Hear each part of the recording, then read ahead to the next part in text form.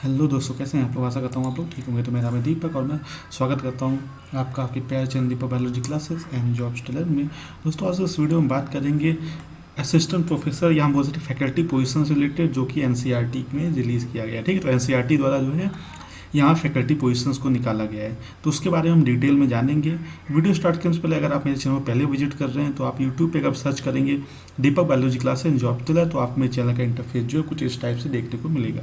तो यहाँ पे आप देख सकते हैं मैं जॉब से रिलेटेड नोटिफिकेशन और साथ ही साथ आपको यहाँ पे बायोलॉजी से रिलेटेड इंपॉर्टेंट कंटेंट के वीडियोज़ को रेगुलरली डालता रहता हूँ।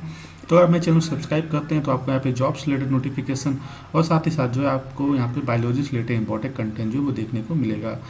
तो मैं अपने वीडियो में एक चीज़ और बताना चाहता हूँ कि मैं जब भी वीडियो को अपलोड करता हूँ तो मेरे जो सब्सक्राइबर्स है वो तो वीडियो को देखते हैं, लेकिन मोस्टली जो पीपल है जो मेरे वीडियो को देख के जाते हैं तो चैनल को सब्सक्राइब नहीं करते हैं। तो मैं आप लोगों से बोलूँगा कि अगर आप ये वीडियोस को विजिट कर रहे हैं और आपको अगर कंटेंट अच्छा लग रहा है तो आप मेरे चैनल सब्सक्राइब करिए और साथ ही साथ आपको मेरे वीडियो पे सुपर थैंक्स का भी जो है ऑप्शन देखने को मिलेगा। तो अगर आप मुझे सुपर थैंक्स भी देना चाहते हैं और मेरे चैनल सपोर्ट करना चाहते हैं तो वो भी आप कर सकते हैं। तो चलिए हम देख लेते हैं वो नोटिफिकेशन। तो ये नोटिफिकेशन जो है वो एनसीईआरटी की तरफ से आया है। तो यहाँ पे आप देख सकते हैं national council of education research and training NCERT की तरफ से जो यहाँ पे नोटिफिकेशन को रिलीज़ किया गया है। तो जैसे आप जो है गूगल पे ncrt.nic.in जो है वो डालेंगे तो आपको एनसीईआरटी का ऑफिशियल वेबसाइट देखने को मिलेगा। और यहाँ पे आप देख सकते हैं ये जो एनसीईआरटी का ऑफिशियल वेबसाइट का इंटरफेस इस टाइप से यहाँ पे आपको देखने को मिलेगा। ठीक है, तो यहाँ पे आप जैसे लेटेस्ट अपडेट्स है तो यहाँ पे आपको जो है वो नोटिफिकेशन देखने को मिलेगा।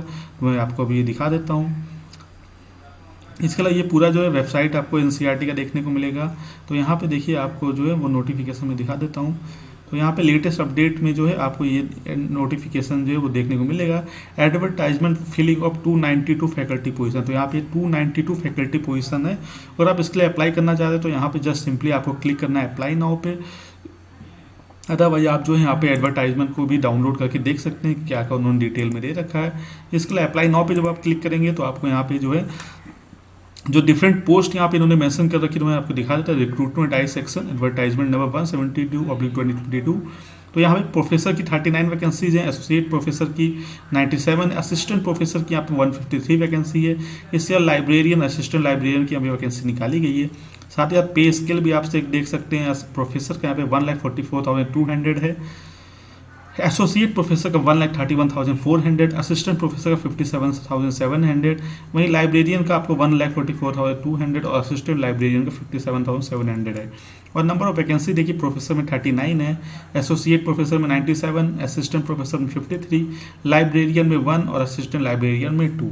तो यहाँ पर advertisement qualification experience age of retirement और superannuation and pay scale जो है वो सब आपको जो है एज पर UGC NCERT government of India के नॉर्म्स के अकॉर्डिंग यहाँ पे जो है वो आपको दिया जाएगा।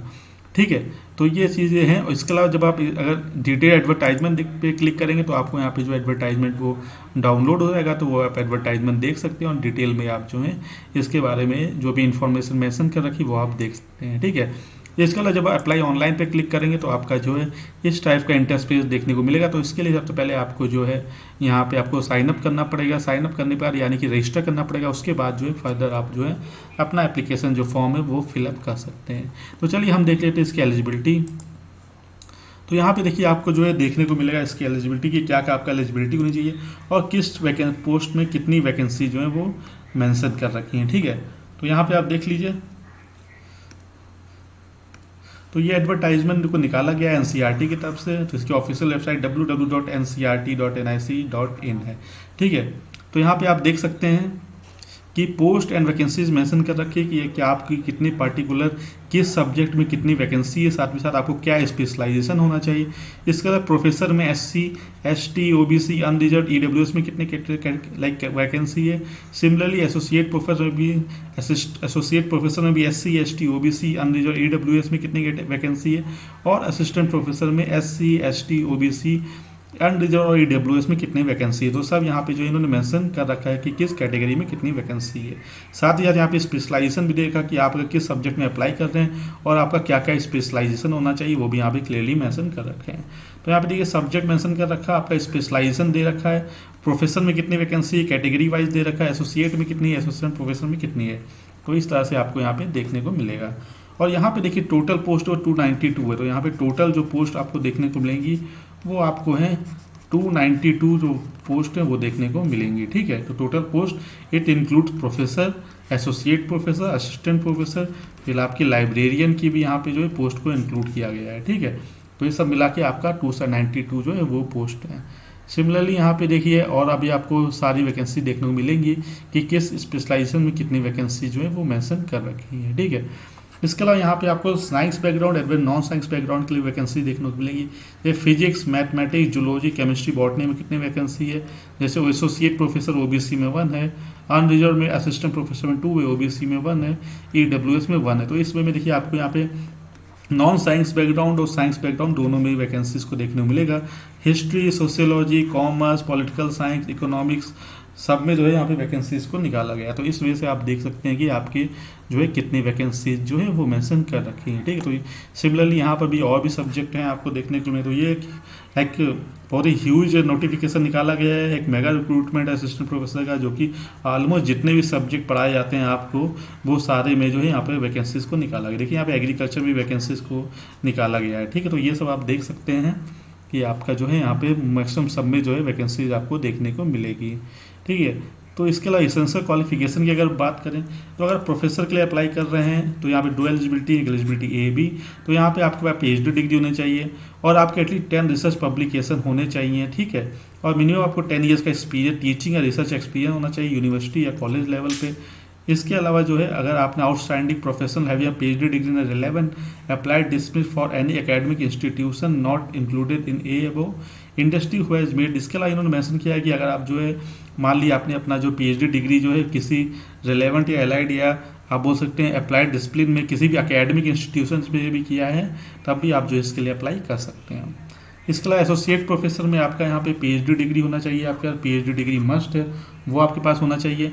55% मार्क्स आपके होने चाहिए मास्टर्स में, और यहाँ पे आपके पास एटलीस्ट 8 ईयर्स का एक्सपीरियंस होना है teaching and research in academic और रिसर्च पोजीशन के लिए। ठीक है, नेक्स्ट है आपका असिस्टेंट प्रोफेसर के लिए। तो यहाँ पे देख लेते हैं, मैं आपको असिस्टेंट प्रोफेसर ये बता देता हूँ। तो यहाँ पे भी एलिजिबिलिटी ए और बी है। तो यहाँ पे मास्टर डिग्री आपका होना चाहिए, जैसे आपका एमएससी या पीजी डिग्री कोई भी आपका होना चाहिए सब्जेक्ट के अकॉर्डिंग, प्लस आपका 55% जो है वो मार्क्स होना चाहिए, 55% प्लस आपका जो है यहाँ पे CSIR UGC नेट भी क्लियर होना चाहिए। ठीक है, तो ये जो है आपका मेन एलिजिबिलिटी है। ठीक है, तो ये एलिजिबिलिटी आपकी असिस्टेंट प्रोफेसर के लिए है। इसके अलावा जो है अगर आपने 2009 से पहले अपनी पीएचडी में रजिस्टर किया है तो यहाँ पे आपको नेट स्लेट या किसी स्लेट या सेट की ज़रूरत नहीं है। ठीक है, अगर आपने पीएचडी में रजिस्ट्रेशन 11 जुलाई 2009 से पहले किया है तो ठीक है।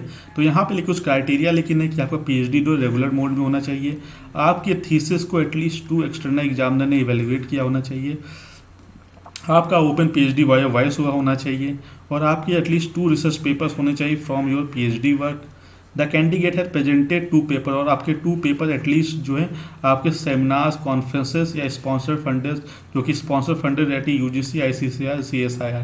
तो यहाँ पे एटलीस्ट आपके 2 पेपर्स एटलीस्ट 2 कॉन्फ्रेंसेस में आपने अपना जो प्रेजेंटेशन चाहे वो ओरल हो चाहे आपका पोस्टर दिया होना चाहिए। तो मिनिमम ये क्राइटेरिया इन्होंने मेंशन कर रखा है। इसके अलावा एक और मेंशन कर रखा है कि अगर आपने ना पीएचडी डिग्री मान ली पीएचडी आपने जो अब्रॉड से किया है तो वो यूनिवर्सिटी जो है जहाँ से आपने यूनिवर्सिटी किया है वो टॉप 500 में आनी चाहिए। टॉप 500 में यूजीसी मीन्स टॉप 500 में जो वर्ल्ड रैंकिंग है, चाहे वो आपका QS रैंकिंग हो, चाहे आपका दा रैंकिंग हो, या आपका जो है ARWU रैंकिंग हो, इनमें जो है वो टॉप 500 में जो है आना चाहिए, जहाँ से अपना पीएचडी जो है आपने अगर अब्रॉड से किया है तो। ठीक है, इसके अलावा यहाँ पे लाइब्रेरियन की पोस्ट के लिए भी इन्होंने वैकेंसीज को निकाला, जैसे मैंने ऑलरेडी आपको बताया। तो वहाँ पे आपका मास्टर डिग्री होना चाहिए, साथ ही साथ 55% मार्क्स होने चाहिए आपके रिलेवेंट सब्जेक्ट में, और एटलीस्ट 10 ईयर्स का आपका एज अ लाइब्रेरियन आपका एक्सपीरियंस होना चाहिए। ठीक है, तो ये सब चीज़ें जो है आपके पास होना चाहिए, और आपके पास पीएचडी डिग्री जो है वो लाइब्रेरी साइंस या इन्फॉर्मेशन साइंस में होनी चाहिए। सिमिलरली यहाँ पर असिस्टेंट लाइब्रेरियन की वैकेंसीज को निकाला गया है। तो यहाँ पर भी आपके मास्टर डिग्री जो है लाइब्रेरी साइंस या इन्फॉर्मेशन साइंस या डॉक्यूमेंटेशन साइंस में होना चाहिए, डॉक्यूमेंटेशन साइंस में। और आपको यहाँ पे गुड नॉलेज होना चाहिए कंप्यूटराइजेशन ऑफ लाइब्रेरी का, यानी आप कैसे जो है आप लाइक बुक्स को ऑनलाइन जो है आप मेंटेन कर सकती हैं। इसके अलावा आपका यहाँ पे जो है नेट क्लियर होना चाहिए, तो आपका यहाँ पे UGC SIR UGC नेट आपके पास जो है होना चाहिए। इसके अलावा अगर आपके पास नहीं है तो आपका जो स्टेट सेट होना चाहिए या सेलेक्ट होना चाहिए, तो ये सब आपके पास होना चाहिए अगर आप जो है इसके लिए अप्लाई कर रहे हैं।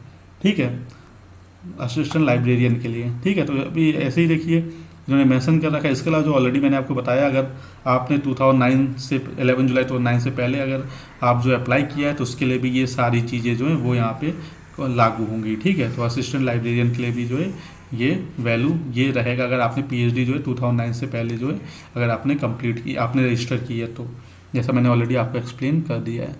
ठीक है, तो अगर बात करें पे स्केल की, तो आपको पे स्केल मैंने ऑलरेडी बता दिया है कि आप अगर प्रोफेसर या लाइब्रेरियन के लिए अप्लाई करें तो यहाँ पे आपको 1,44,200 का प्री रिवाइज्ड स्केल मिलेगा। वहीं एसोसिएट प्रोफेसर के लिए आपको मिलेगा 1,31,400 जो कि एंट्री पे है। और आपको असिस्टेंट प्रोफेसर या असिस्टेंट लाइब्रेरियन के लिए आपको यहाँ पे 57,700 का जो है पे ग्रेड आपका यहाँ पे दिया जाएगा। ठीक है, इसके अलावा यहाँ पे जनरल इंस्ट्रक्शन कुछ देख लेते हैं। तो यहाँ पे देखिए आपका जो ऑनलाइन स्टार्ट रजिस्ट्रेशन का जो डेट है, जो commencement of the online registration of NCERT website पे वो 8 अक्टूबर से स्टार्ट हो चुका है, यानी कल से। और लास्ट डेट जो है ऑनलाइन रजिस्ट्रेशन की या अप्लाई ऑनलाइन की वो 28 अक्टूबर 2022। तो यहाँ पे 21 डेज़ का इन्होंने टाइम दिया है। ठीक है, 21 डेज ही दिए हैं आपको यहाँ पे अप्लाई करने के लिए। ठीक है, अब बात करें एप्लीकेशन फ़ी की, तो ये देखिए एप्लीकेशन फ़ी मेंशन कर रखी है। तो यहाँ पे 1000 रुपीज़ का एप्लीकेशन फ़ी आपको पे करना है। ठीक है, no other mode of payment will be accepted. तो यहाँ पे जो है आपको जो है अगर आप अनरिजर्व यानी जनरल OBC EWS कैटेगरी की तो आपको 1000 रुपीज़। वहीं अगर आप जो है वुमेन है और आप अगर SC ST या PWD से जो है आप बिलोंग करते हैं तो आपको यहाँ पे कोई भी फ़ी नहीं पे करनी है। ठीक है, तो यहाँ पे एग्जेम्पशन है वुमेंस के लिए, और साथ ही साथ जो है अगर आप SC ST या PWD से बिलोंग करते हैं तो आपको यहाँ पे कोई पेमेंट जो है वो पे नहीं करना है, यानी नो पेमेंट। ठीक, तो ये आपके लिए फ्री ऑफ कॉस्ट रहेगा अप्लाई करना।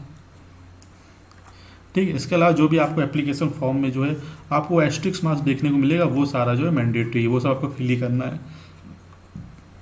इसके अलावा यहाँ पे इन्होंने और जो है आपको एलिजिबिलिटी लाइक आपको यहाँ पे लाइक गाइड वो दे रखा है कि आप जो कैसे अपना जो है गाइडलाइंस दे रखी हैं कि आप कैसे जो है अपना जो एप्लीकेशन फॉर्म है वो फिलअप कर सकते हैं, क्या फोटोग्राफ कितना चाहिए, उसका साइज़ क्या होना चाहिए। तो ये सब जिन्होंने जो है क्लियरली मेंशन कर रखा है। तो अगर आप इसके लिए इंटरेस्टेड है तो आप इसके लिए अप्लाई कर सकते हैं।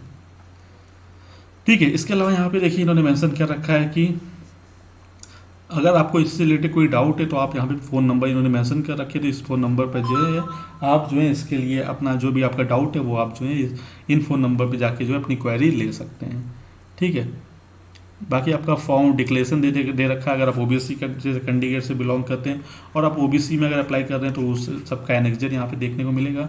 और आप अगर OBC SC ST कैंडिडेट हैं तो आपको लेटेस्ट अपना कास्ट सर्टिफिकेट भी बनवाना होगा। ठीक है, तो ये सब पॉइंट्स से जो मैंने आपके साथ डिस्कस किए। अगर आपको इससे रिलेटेड कोई डाउट है तो आप मुझे कमेंट सेक्शन में बता सकते हैं। ठीक है, तो चलिए फिर मिलते हैं हमारे अगले वीडियो में। Till then take care, bye bye.